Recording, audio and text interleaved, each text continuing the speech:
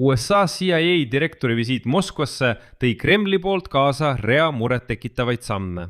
Ainult üks John Ratcliffe'i visiit ja kohe 3 riiki reageerivad täiesti erinevalt. Vladimir Putin allkirjastab 3 salajast määrust, milles võib olla mainitud ka sügisest mobilisatsiooni. Valgevene diktaator Aleksandr Lukašenka teatas täna ootamatult vägede lahinguvalmiduse ette teatamata kontrollist. Ja Venemaal endal viivad FSB ja Rosgvardia Leningradi oblastis läbi õppusi sissetungi tõrjumiseks. Tegelikult kasutab Vladimir Putin neid struktuure sõjaks. Samal ajal kommenteerib Donald Trump, Ameerika Ühendriikide president, kõike seda nimetab oma CIA juhi visiiti Moskvasse rutiinseks, kuid lisab, et võib-olla tuleb sellest midagi välja. Ta ütleb, et midagi tõsist ei arutatud, aga võib-olla tuleb midagi välja. Siis tekib küsimus, miks oli vaja Moskvasse saata tohutu sõjalennuk, kui midagi tõsist ei arutatud. Vaatame võimalikult üksikasjalikult, mis täpselt juhtus ja milliseid versioone toimunust analüütikud mõlemal poolel, USAs ja Venemaal, praegu välja toovad. Kuna Kremlis on juba väidetud, et Vladimir Putin ei kohtunud eile väidetavalt CIA direktoriga, kuid mingil põhjusel tühistas ta kogu oma päevaplaanid. Minu nimi on Oleg Aleksei-Pitši. Arutame seda teemat koos. Aga enne kui alustame, palun tellige kanal, pange videole like ja kirjutage oma kommentaar. Nagu te juba teate, viibis eile Moskvas CIA direktor John Ratcliffe. Täna teatas Kremli pressiesindaja Dmitri Peskov ajakirjanikele, et Vladimir Putin oli informeeritud USA CIA direktori visiidist Moskvasse, kuid väidetavalt temaga ise ei kohtunud. Peskovi sõnul olid vaid kontaktid eriteenistuste kaudu. Küsimusele, milliseid teemasid teisipäevaste läbirääkimiste käigus arutati, Peskov ei vastanud. Samal ajal nimetas ta kontakte positiivseteks Venemaa ja USA eriteenistuste vahel, kuid lisas, tsiteerin, need kontaktid jätkuvad sageli ka kahepoolsete suhete kõige keerulisematel hetkedel. Aga kuivõrd see üldiselt mõjutab meie kahepoolsete suhete väljatoomist sellest sügavast kriisist, milles nad praegu on tal vara öelda. Eraldi rõhutas Peskov, et Kremlil ei ole hetkel plaanis kontakte USA presidendi administratsiooni esindajatega.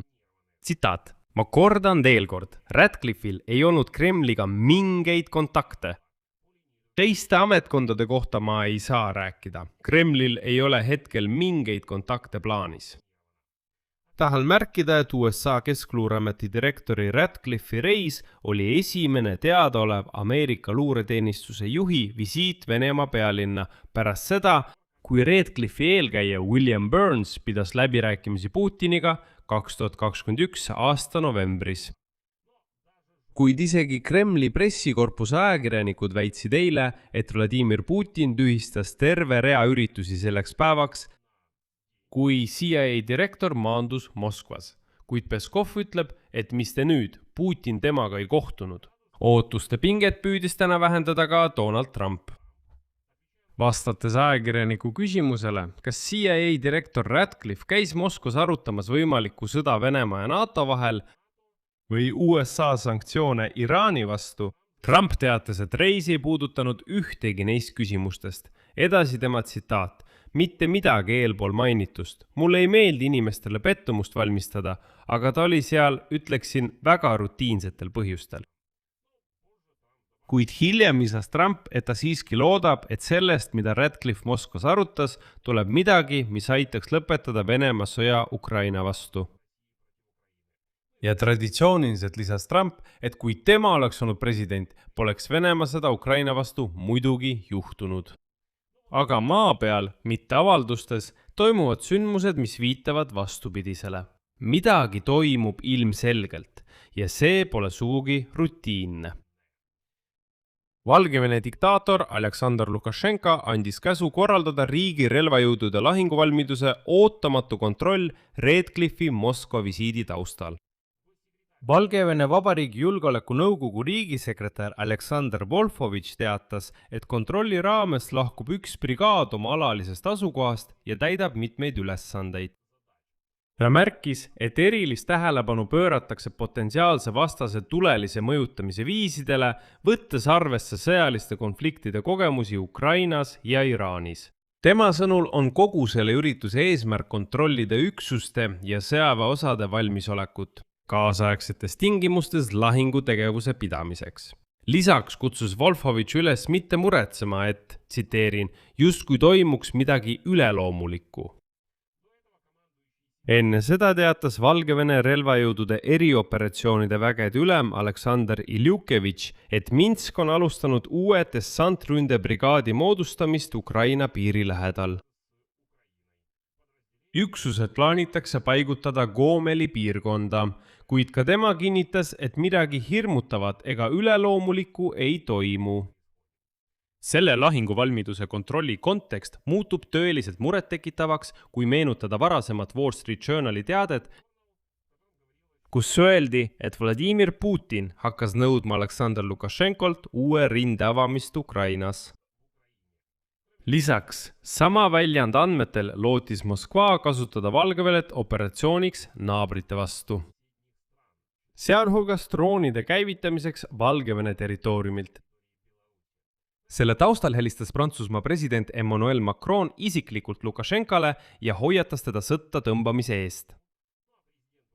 Ukraina president Volodymyr Zelenski juhtis tähelepanu Valgevenes sõjalise infrastruktuuri rajamisele Ukraina piiri ääres, mida võib kasutada agressiooniks Kiievi vastu.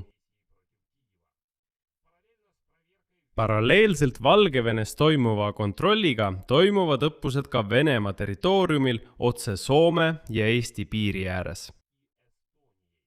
Leningradi oblastis toimusid jõustruktuuride õppused nimega Sadružestva 2026, mille eesmärk oli võimaliku Venemaa territooriumile tungimise tõkestamine. Õppustel osalesid Venemaa rahvuskaardi loode ringkonnaüksused ja Föderaalse julgeolekuteenistuse piirkondliku piirivalveameti töötajad. Nad harjutasid üksuste tegevust, tingliku diversiooni luuregrupi liikmete otsimist, jälitamist ja kinnipidamist, kes olid riigipiiri ületanud. Samuti harjutati nende liikumisteede ja piirkondade blokeerimist. Ühel Rosgvardia poolt avaldatud videos sõidavad korrakaitsjad autoga bussi juurde, löövad seal akna sisse ja tungivad salongi.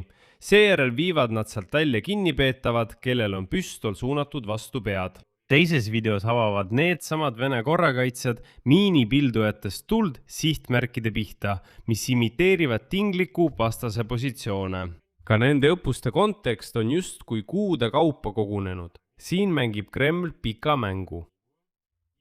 Juba mais süüdistas FSB piiriteenistuse juht Vladimir Kuleshov Soomet ja Eestit piirilepingute rikkumises Venemaaga, väites, et nende poolt on provokatiivsete tegude arv kasvanud. Tema sõnul paigaldab Soome inseneritõkkeid kohtadesse, mida lepingud ette ei näe, ning Eesti eemaldub kokkulepetest veepiiride määramisel. Kuleshov väitis, et need algatused loovad tingimused konfliktsete olukordade tekkeks ja sunnivad Venemaad valmistuma erinevateks stsenaariumiteks.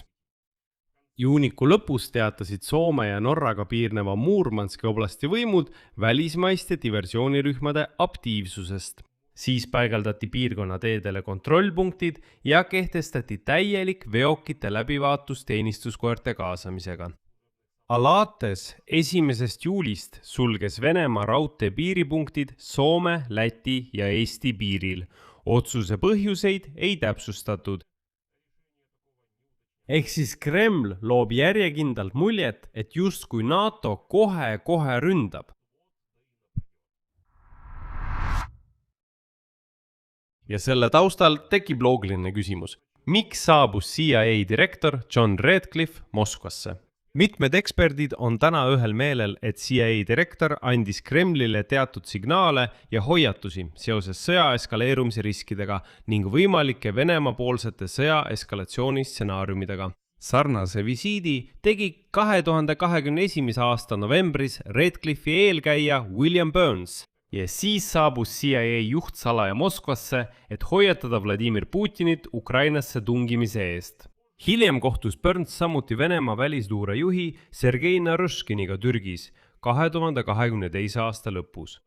et edastada üksikasju taktikalise tuumarelva kasutamisel lubamatuse kohta. See oli aeg, mil venelased põgenesid lihtsalt nagu rotid Hersoni ja Harkivi oblastitest, kui Ukraina relvajõud ajasid selle prügi välja pühal Ukraina maalt. Ja siis oli Putin segaduses, kuulutas välja mobilisatsiooni ja ähvardas tuumarelvaga. Kuid arvestades praegust olukorda läbirääkimistel sõjategevuse lõpetamiseks Iraani ja USA vahel, pluss see, et Venemaa koos Hiinaga on igal juhul Iraani kõige olulisemad ressursipartnerid. Ma jätaks kõrvale ka seda küsimust, et arutati võimalust, et Venemaa ja Hiina võivad teatud küsimustes olla potentsiaalsed vahendajad. Kuid siiski kõige veenvam tundub olevat versioon, mida mainib Wall Street Journal. Luureandmetest Venemaal toimuva massilise mobilisatsiooni ettevalmistamise ja võimalike provokatsioonide kohta NATO idatiiva riikide vastu.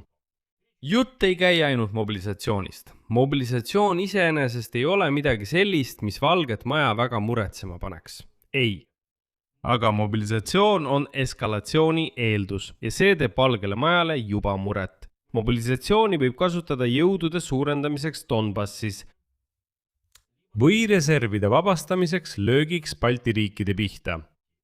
Igal juhul on see katse tasakaalu murda ja sundida läänd kas panuseid tõstma või loobuma Ukraina toetamisest. Ja Venemaa võib kasutada mobilisatsioonilisi ressursse rünnakuks või hübriidse provokatsiooni korraldamiseks Balti riikide, Poola või Soome vastu. Ning siin on teile justkui katse õõnestada olukorda Valgevenes ja Leningradis. Leningradi oblastis. Kokkuvõte.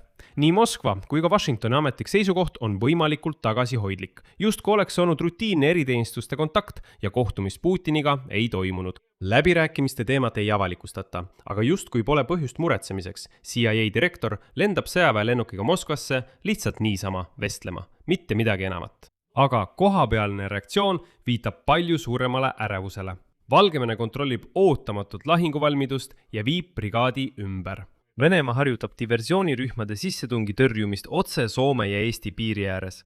Eksperdid on ühel meelel, et CIA direktori visiit, mitte tavapärase läbirääkija Steve Witkoffi, on juba iseenesest signaal, et jutt ei käinud diplomaatias, vaid karmist hoiatust luureandmete taustal mobilisatsiooni ettevalmistamise ja võimaliku provokatsiooni kohta NATO riikide vastu. Siin ma panen 3 punkti, teie arvamus, teie järeldused. Kirjutage kommentaaridesse selle osa alla. Tellige kanal, vajutage kellukesele ja ärge unustage laiki panna. Sellega on kõik. Hoolitsege enda eest, kõike head jätkub.